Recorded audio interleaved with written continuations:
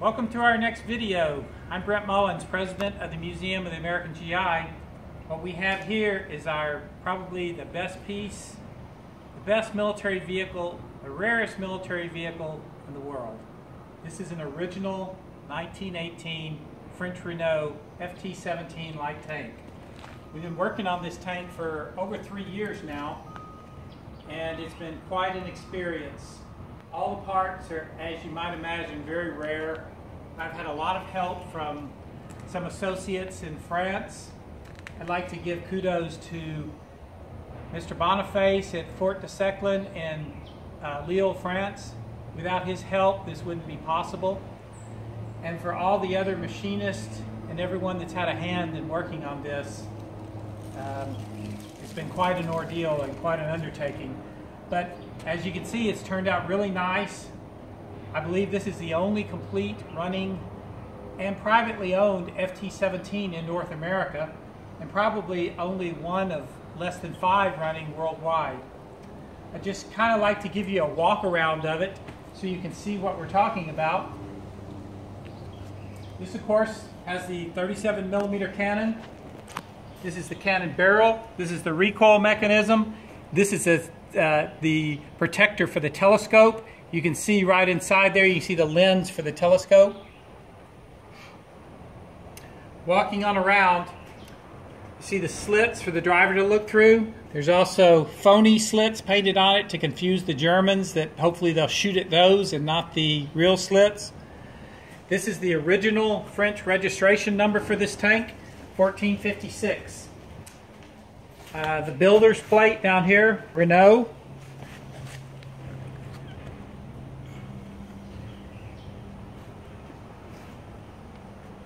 This is an original jack.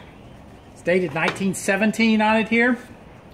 This is a track wrench, tow rope, Picmatics. As you can see, it has 345 written on here rather crudely. When we originally found the tank, it had 345 on here. The folks that owned the tank for nearly 70 years, they had no idea what 345 meant, but they never marked it out or anything. They left it as it was. We've later discovered that in 1919, when they were gathering all the remaining serviceable tanks together in France in a central depot to ship back to the U.S., which accounted for less than 200 tanks, as the tanks would come in, they would hand write on the rear tail which tank battalion they belonged to. This belongs to the 345th Tank Battalion, one of the 2 battalions that actually saw combat at Saint Miguel and the Meuse-Argonne offensive. The 345th Tank Battalion. So this tank has actual combat provenance.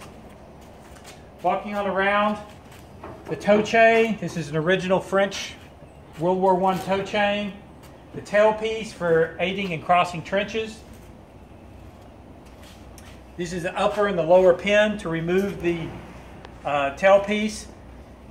You see right here, this is where the hand crank goes, so the tailpiece has got to be dropped in order to hand crank the engine. We're going to go ahead and drop the tailpiece now.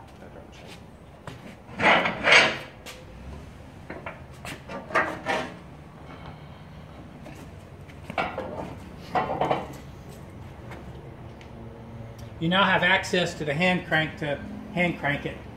You have to remember this tank has no starter. It must be hand cranked. Walking on around, shovel, sledgehammer. This is the muffler. You can see it has wooden return roller wheels on the front. This is the oil cups to lubricate them.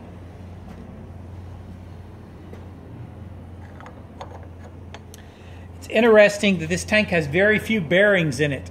It's mostly all bushings and shafts, and there's absolutely no oil seals in this tank anywhere, including in the engine. So it probably was a big greasy mess in the First World War all the time, with I'm sure all the dirt and mud that attracted to the grease. It must have been just a big mess constantly. And there was nothing to do but to just pour more oil into it and replenish the oil as it leaked out everywhere. Walking along the front, you can see inside.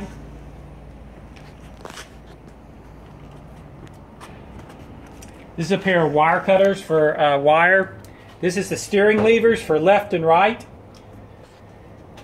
And conventionally it has a clutch pedal, a brake pedal, an accelerator pedal, much like in a car today. This is the cable that will set the parking brake.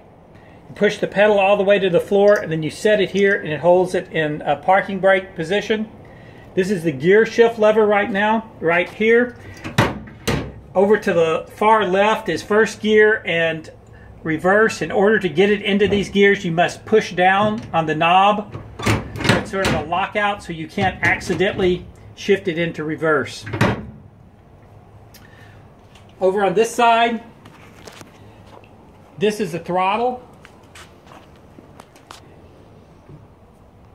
Here's the accelerator pedal. You push it down and you can lock it, and so it acts as a throttle.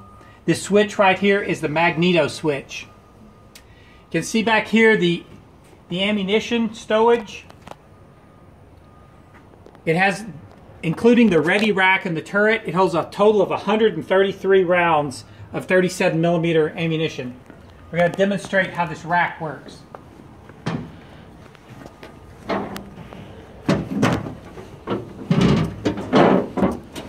On the top rack would be completely full of ammunition. When the gunner removes the last round from it, the lid pops up and you have access to the next set of ammunition, and so forth and so on. So you will take your ammunition from the top and work your way down. It's a pretty ingenious method for saving space inside the tank to make maximum use of the ammunition stowage. Also, you can see right here, this is the backrest for the driver. It just hooks on. That is the backrest. And the cushion that sits right here. This pump over here on the side, this is an auxiliary air pump for the fuel pump.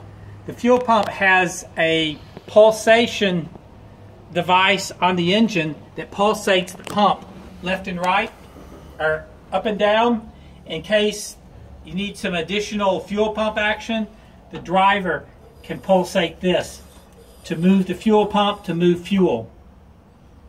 As you can see inside, these slots move up and down to cover the vision slots, and there's a leather pad, brow pad, for the driver to look through and put his head against. Linking up in the turret, here's the turret lock. You see the bottom of the gun and the ready rack over to the right.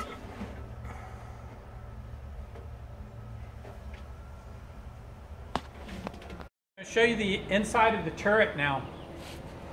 The turret has no traversing mechanism, so in order to turn the turret, the gunner actually puts his hip into two brackets in the back and manually turns it. It's pretty easy to turn.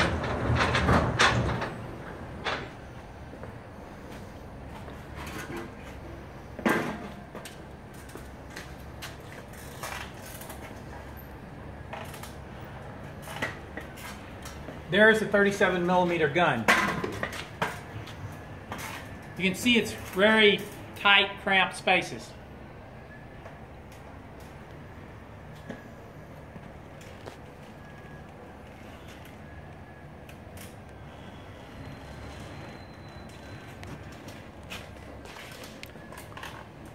You can also see the cupola up here for the gunner to look out of.